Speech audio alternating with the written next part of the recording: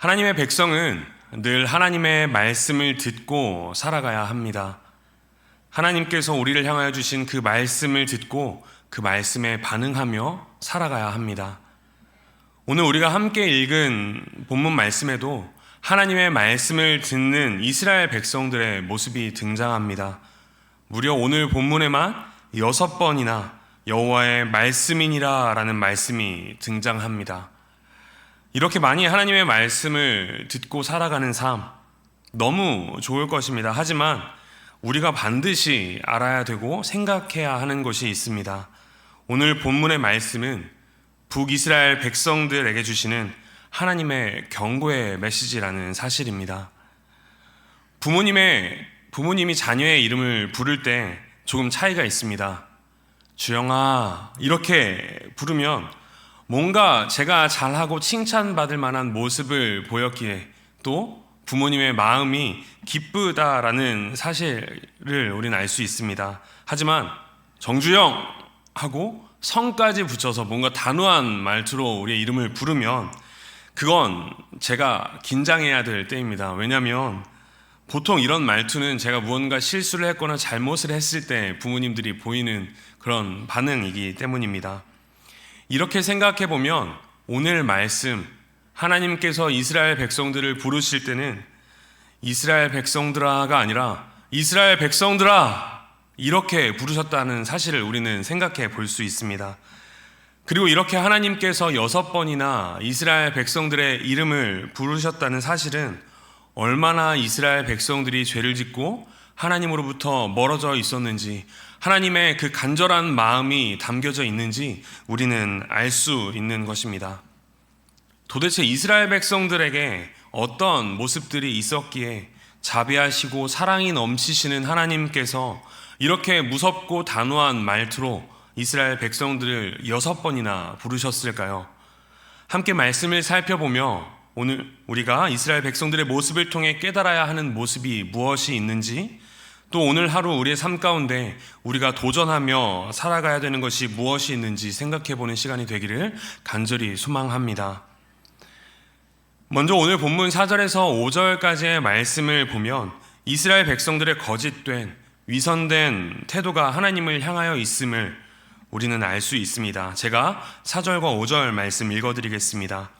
너희는 베델로 가서 범죄하며 길갈로 가서 죄를 더하며 아침마다 너희 희생을 드리며 3일마다 너희 11조를 드리며 누룩 넣은 것을 불살라 수은제로 드리며 낙헌제를 소리내어 선포하려무나 이것이 너희가 기뻐하는 바니라 주 여호와의 말씀이니라.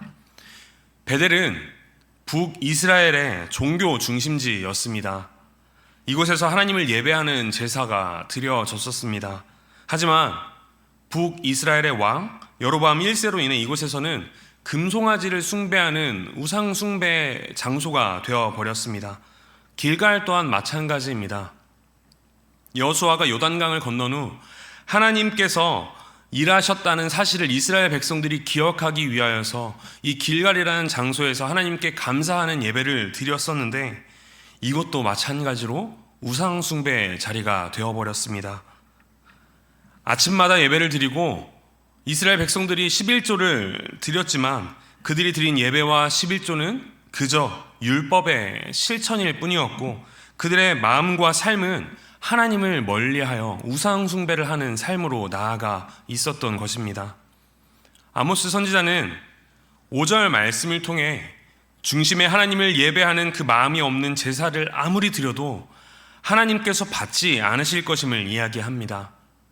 하나님께서는 이 화목제를 위하여 드리는 제물에 누룩을 넣지 말라고 가르쳐 주셨는데 이스라엘 백성들이 드리는 화목제는 마치 누룩을 넣은 제물을 태우는 제사의 모습이었던 것입니다. 수없이 반복하고 반복해도 하나님이 받지 않으실 예배의 모습을 이스라엘 백성들이 지금 드리고 있는 거죠. 그렇게 11조와 예배를 드려도 하나님께서 그 예배를 받지 않으신다는 사실입니다.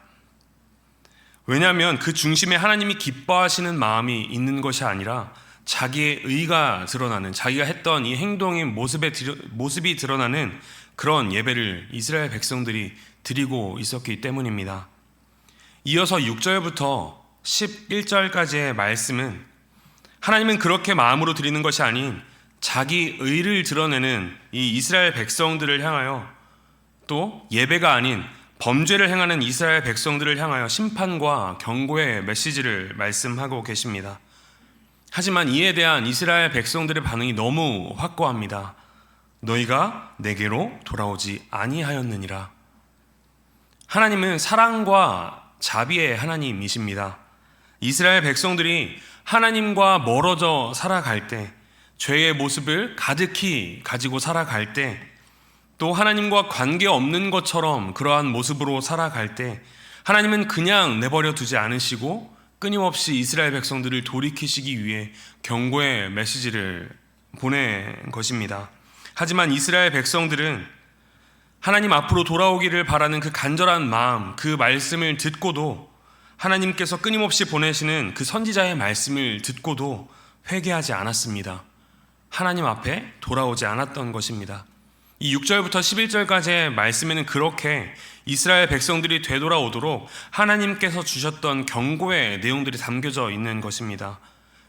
6절에 보면 이를 깨끗하게 하였다. 이것은 우리의 이빨, 이를 깨끗하게 하였다라는 건데, 그만큼 입 안에 먹을 만한 음식이 없을 만큼 기근이 심했다라는 사실을 알려주는 겁니다.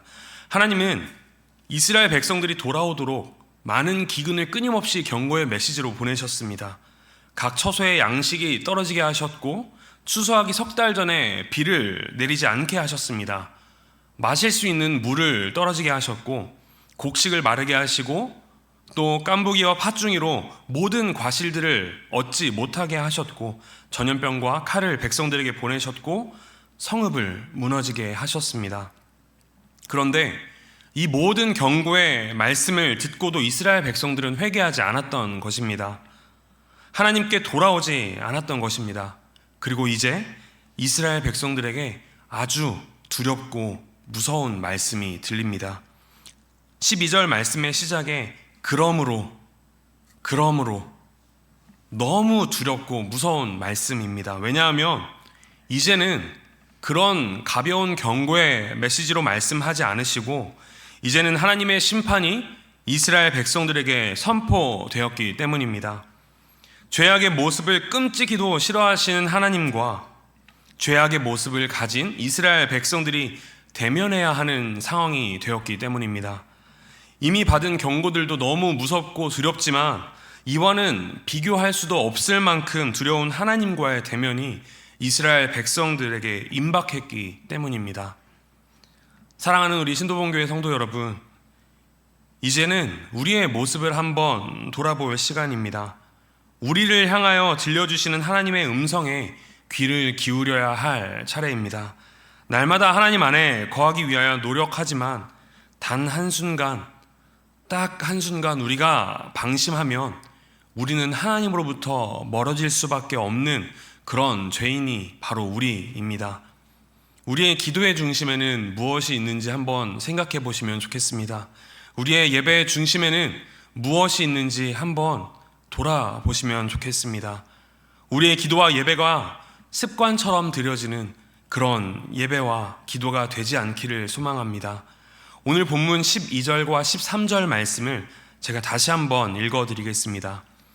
이스라엘아, 내가 이와 같이 내게 행하리니 내 하나님 만나기를 준비하라.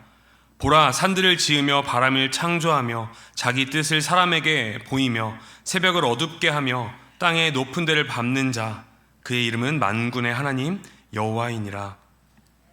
오늘 이 말씀이 우리의 삶 가운데 들릴 때 죄 안에 머물러 있어서 하나님과 대면하여 만나는 것이 두려운 것이 아니라 회개하고 돌아서 하나님 안에 거해 있기 때문에, 하나님 안에 머물러 있기 때문에 늘 하나님과 만나고 동행하는 것이 너무 기대되고 또 기뻐하는, 사랑하는 우리 모든 성도님들의 하루의 삶이 되시기를 간절히 소망합니다.